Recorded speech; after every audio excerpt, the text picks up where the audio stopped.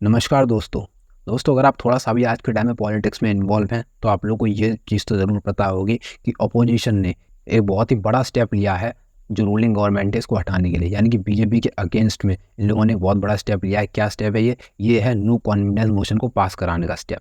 यानी कि इन्होंने क्या किया है, इन्होंने लोकसभा के अंदर एक अपील की है कि हमें जो है नो कॉन्फिडेंस मोशन पास कराना है। तो आज के टाइम पे जो 26 पार्टियाँ हैं, ठीक है? 26 पार्टियाँ एक तरफ हैं और बाकी जो बीजेपी है, वो एक तरफ है। ठीक है ना? यानी कि जो ये 26 पार्टियाँ के मेंबर ऑफ लोकसभा ये आपस में फाइट करेंगे और इनमें से अगर बीजेपी 50% ऑफ द जो लोकसभा के मेंबर हैं इनको क्रॉस कर जाती है, ठीक है ना? तो ये जो है ये आज के टाइम पे दोबारा से रूल कर पाएंगे और अगर ऐसा नहीं हो पाता है तो इनको जो है रिजाइन करना पड़ेगा। ये है ओवरऑल नो कॉन्फिडेंस मोशन। और इसी नो कॉन्फिडेंस मोशन के चलते जो पाकिस्तान में एक टाइम था जब इमरान खान की सरकार थी, तो उस टाइम पे भी इनको हराने की कोशिश की गई थी नो कॉन्फिडेंस मोशन के ज़रिए। तो नो कॉन्फिडेंस मोशन को आज की इस वीडियो में हम जानेंगे कि ओवरऑल जो ये नो कॉन्फिडेंस मोशन है ये किस तरह से काम करता है और ओवरऑल आज तक कितनी पार्टियां हैं और किन किन पीएम को इस नो कॉन्फिडेंस मोशन के जरिए हटाया गया है, इसके बारे में हम वीडियो में आगे देखेंगे। तो चलिए वीडियो को स्टार्ट करते हैं। अब वीडियो को स्टार्ट करने से पहले अगर अभी तक आप लोगों ने इस चैनल को सब्सक्राइब नहीं किया तो सब्सक्राइब कर लीजिए। वीडियो पसंद आती है तो वीडियो को लाइक ज़रूर करिए, ठीक है। और देखिए, मैं आप लोगों को वीडियो स्टार्ट होने से पहले बता देता हूँ, मैं किसी भी पार्टी का कोई सपोर्ट नहीं कर रहा, ना किसी के अगेंस्ट में हूँ। मैं अपना जो है न्यूट्रल स्टांस बता रहा हूँ। और वीडियो के एंड में मैं ये भी बताऊंगा कि क्या ये सच में पॉसिबल है आज के टाइम में बीजेपी को हटाना। मैं बिल्कुल फैक्ट्स और डेटा के साथ आप लोगों को बताऊंगा कि ओवरऑल क्या जो रीज़न है जिसके चलते बीजेपी को हटाया भी जा सकता है या नहीं, ठीक है। तो उम्मीद है आप लोग को वीडियो पसंद आएगी और आप लोग कमेंट सेक्शन में बताइए कि ओवरऑल आपको क्या लगता है, क्या सच में जो रूलिंग पार्टी है यानी बीजेपी आज के टाइम पे हट पाएगी या नहीं। तो चलिए वीडियो को स्टार्ट करते हैं। अब देखिए, अब बेसिकली मोटी तरीके से बात सिर्फ इतनी है कि आज के टाइम पे जो 26 पार्टियां हैं इन्होंने मिलकर एक अलायंस फॉर्म की है, यानी कि एक अलायंस बनाया है जिसका नाम है इंडिया, INDI है। इसकी फुल फॉर्म है Indian national development inclusive alliance, ठीक है। तो ये जो है इसकी मतलब एक तरह से उन्होंने फुल फॉर्म बनाई है। अब इस फुल फॉर्म को लेकर भी मोदी जी ने एक कहा है कि एक तरह से इससे नाम रख लेने से इंडिया कोई भी मतलब कुछ नहीं हो जाता है, बल्कि बहुत सारी जो टेररिस्ट ऑर्गेनाइजेशन है इनका नाम भी इंडिया के नाम पे है। तो बेसिकली जो एक तरह से उन्होंने, आप लोग पता है कि अपोजिशन में तो ये पॉलिटिक्स चलती रहती है। तो बेसिकली बात सिर्फ इतनी है कि 26 पार्टियां मिलके एक बीजेपी को हराने की कोशिश कर रही हैं, ठीक है। और ये जो है ये किस चीज़ का वास्ता दे रही हैं, तो इनका कहना ये है कि मणिपुर इशू को लेके पीएम मोदी ने अभी तक कोई भी स्टेटमेंट नहीं दी है, ठीक है। एक स्टेटमेंट दी थी, वो बेसिकली मणिपुर इशू को लेके नहीं, बल्कि जो नेक्ड वुमेन्स को परेड कराया गया था उसके ऊपर थी। अगर आप लोगों को नहीं पता है कि मणिपुर इशू क्या है और ये जो नेक्ड वुमेन परेड ये सब क्या है, तो ऊपर आप लोगों को यहाँ पे आई बटन दिख रहा होगा, यहाँ पे आप आई बटन पर क्लिक करके जो है दोनों वीडियोस देख सकते हैं। मैंने दोनों वीडियो सेपरेटली बना के रखी हैं, तो आप लोग ऊपर जाके देख सकते हैं, ठीक है। उसमें आप लोगों को मणिपुर इशू का भी ओवरऑल पूरा आइडिया मिल जाएगा कि ओवरऑल मणिपुर इशू क्या है, और दूसरा जो वुमेन वाला इशू है वो भी आप लोगों को पता चल जाएगा, ठीक है। तो सिर्फ उस स्टेटमेंट के बाद पीएम मोदी ने अभी तक कोई भी स्टेटमेंट नहीं दी है, ना उससे पहले ना उसके बाद में, ठीक है। तो ये जो है ये कहना है अपोजिशन का, तो इसीलिए जो है ये नो कॉन्फिडेंस मोशन लेके आए हैं। अब देखिए, अब नो कॉन्फिडेंस मोशन को पास किसने किया है, तो वो पास किया है कांग्रेस के एक मेंबर गौरव गोगोई ने। तो ये जो है ये आप लोगों को नाम याद रखने की ज़रूरत नहीं, मैंने ऐसे ही मतलब जनरल नॉलेज के लिए आप लोगों को बता दिया। तो बेसिकली हम देखते हैं कि ओवरऑल जो ये नो कॉन्फिडेंस मोशन है ये क्या है। तो देखिए, जो ये नो कॉन्फिडेंस मोशन है इसको लोकसभा में एक तरह से इंट्रोड्यूस किया जाता है। इसको राज्यसभा के अंदर आप लोग इंट्रोड्यूस नहीं कर सकते, ये जो है ये फिक्स है कि लोकसभा के अंदर इसको इंट्रोड्यूस किया जाएगा।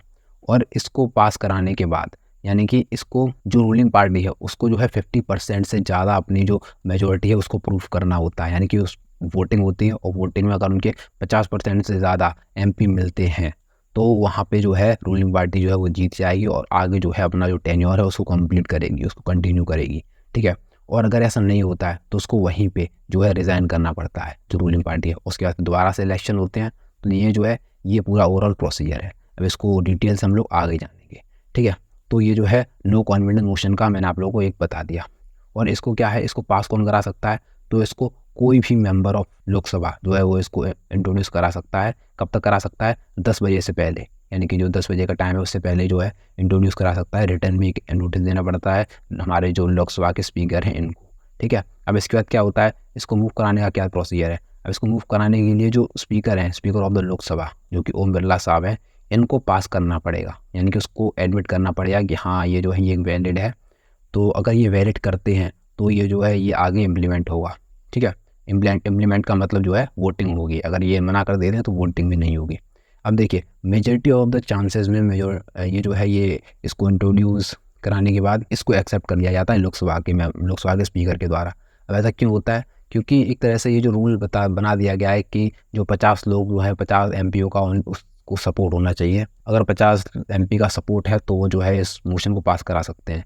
अब देखिए 50 एमपी का क्राइटेरिया इसलिए रखा गया है कि अब आगे से ऐसा ना हो कि कोई भी एक एमपी खड़ा होकर नो कॉन्फिडेंस मोशन को पास कराने के लिए जिद करने लगे, ठीक है। तो उससे क्या होगा, उससे लोकसभा का जो है वो टाइम वेस्ट होगा, क्योंकि अगर एक इंसान खड़ा हो रहा है तो कहाँ से वो मेजोरिटी और अनमेजोरिटी की वोटिंग होगी। तो इसीलिए जो है 50 लोगों का एक क्राइटेरिया रखा गया है, फिक्स नंबर है।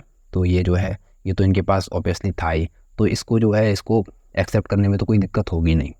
और वहीं पर अगर हम बात करें कि अब जो है ओम बिरला साहब यानी कि जो लोकसभा के जो स्पीकर है, इनके पास क्या होता है? इनके पास ये होती है कि ये जो है ये 10 दिन का टाइम देते हैं कि 10 दिन के अंदर ये जो है एक डिबेट कराना है इन्हें, और उसके बाद एक जो है वोटिंग करानी है, ठीक है। 10 दिन का टाइम होता है, यानी कि अगर इन्होंने वेडनेसडे यानी कि कल के दिन इन्होंने पास कराया है तो अब इसके बाद 10 दिन के अंदर ही अंदर ये जो है डिबेट भी हो जाएगी और ओवरऑल जो वोटिंग है वो भी हो जाएगी under sub rule of 198 of Lok Sabha, ठीक है ना। ये जो है ये एक रूल है। उम्मीद है आप लोगों को यहाँ तक समझ में आ गया होगा। तो अगर हम बात करें कि आज के टाइम पे क्या सच में पॉसिबल है कि बीजेपी को कोई हटा सकता है, ठीक है। तो अगर हम फिक्स नंबर्स की बात करें तो आज के टाइम पे जो सीट्स हैं लोकसभा के अंदर वो हैं 543, और 543 में से 301 सीट जो है वो बीजेपी की हैं अकेली, ठीक है ना। यानी कि 301 सीट जो बीजेपी के पास हैं, और जो इन्होंने जो नया अलायंस फॉर्म किया है इंडिया, अब इंडिया के पास कितनी है? इंडिया के पास 141 सीट्स, ठीक है। अगर ये सारी अपनी सीट्स मिला भी दें तो इनके पास सिर्फ 141 सीट्स हो रही हैं, और वहीं पे बीजेपी के पास क्या है? बीजेपी के पास 301 सीट है। अब बीजेपी को बचने के लिए यानी कि अपना जो टेन्योर है उसको आगे कंटिन्यू रखने के लिए इन 301 में से 273 का जो नंबर है उसको प्रूफ करना पड़ेगा, यानी कि इसका जो हाफ नंबर हो गया, ठीक है ना। इसका जो हाफ नंबर है इसको प्रूफ करना पड़ेगा बीजेपी को अपनी जो गद्दी को बचाने के लिए। अगर ऐसा नहीं कर पाती है तो बीजेपी को रिज़ाइन करना पड़ेगा। ये है ओवरऑल आज के टाइम पे ये जो क्राइटेरिया है, ठीक है। अब देखिए अगर मैं फैक्ट्स की बात करूं तो मुझे तो नहीं लगता कि आज के टाइम पे बीजेपी को कोई हरा पाएगा, क्योंकि इनके पास जो है 301 सीटें हैं, ठीक है। और इनकी जो अगर टोटल सीटें मिला दी है तो भी इनके आसपास भी नहीं है, तो बहुत कम चांसेस हैं कि बीजेपी हारे, ठीक है। अब ओवरऑल कमेंट सेक्शन में आप बताइए कि आपको क्या लगता है, ठीक है। ये आप लोगों के लिए कमेंट का बॉक्स खुला हुआ है, आप लोग कुछ भी लिख सकते हैं, ठीक है। तो आप लोग बताइए, मैं ज़रूर नहीं, अगर आप लोगों की कमेंट जो है अच्छी लगी या अगर मतलब कोई वैलिड रीज़न हुआ तो मैं उसको हार्ट दूंगा, और अपना जो पॉइंट ऑफ व्यू है वो भी आपके साथ शेयर करूँगा, तो कमेंट ज़रूर करिए, ठीक है।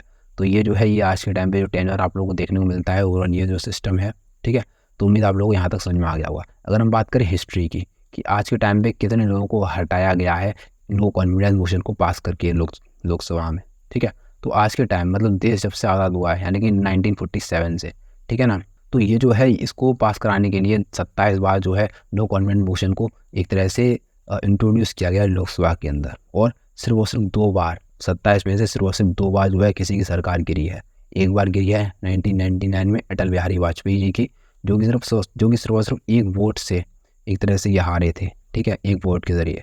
तो एक इनकी यहाँ पे गिरी है, और दूसरी गिरी है 1979 में मोरारजी देसाई की जो सरकार है वो गिरी थी। और अगर हम बात करें पीएम मोदी की, तो इनके पास सन 2018 में भी नो कॉन्फिडेंस मोशन को लाया गया था इनके अगेंस्ट, पर उस टाइम पे जो है ये जो बीजेपी है इन्होंने अपनी जो मेजोरिटी है उसको प्रूव कर दिया था, तो ये जो है इनको कोई भी दिक्कत का सामना नहीं करना पड़ा, ठीक है। अब देखिए अगर हम बात करें कि 2018 में लाई गई, अब 2023 में लाई गई, तो देखिए मैं आप लोगों को यहाँ कांग्रेस का वो बता देता हूँ, अपोजिशन का बता देता हूँ। देखिए 2019 में आप लोगों को पता होगा कि 2019 में इलेक्शन थे, ठीक है ना। तो 2019 के इलेक्शन से ठीक 1 साल पहले यानी कि 2018 में इन्होंने नो कॉन्फिडेंस मोशन को पास करा दिया। क्यों? मैं अगर आप मेरा माने तो मुझे लगता है प्रेशर क्रिएट करने के लिए, यानी कि अगर इनका प्रेशर क्रिएट करने के लिए इन्होंने ओवरऑल जो ये स्टेप लिया है मतलब इलेक्शन की ईयर से 1 साल पहले। और अगर आप आज के टाइम की बात करें तो 2024 में इलेक्शन है, ठीक है ना।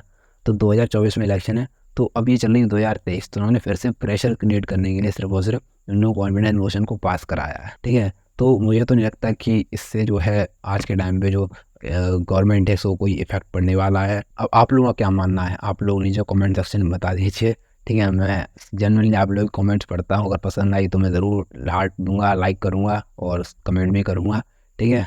तो उम्मीद आप लोगों को वीडियो पसंद आई होगी, इन्फॉर्मेटिव लगी होगी और समझ में आ गया होगा कि ओवरऑल जो नो कॉन्फिडेंस मोशन है ये क्या है, इसको एक एजुकेशन पर्पस के पॉइंट ऑफ व्यू से लीजिए। इसमें कोई भी पॉलिटिकल एजेंडा या फिर कोई भी कुछ भी नहीं छुपा हुआ है। तो उम्मीद आप लोग वीडियो पसंद आई होगी। तो अगर पसंद आई है तो लाइक ज़रूर करिए और चैनल सब्सक्राइब करिए अगर अभी तक नहीं किया है तो। कमेंट में ज़रूर बताइए अपना पॉइंट ऑफ व्यू। तो चलिए मिलते हैं अगली वीडियो में, तब तक के लिए जय हिंद।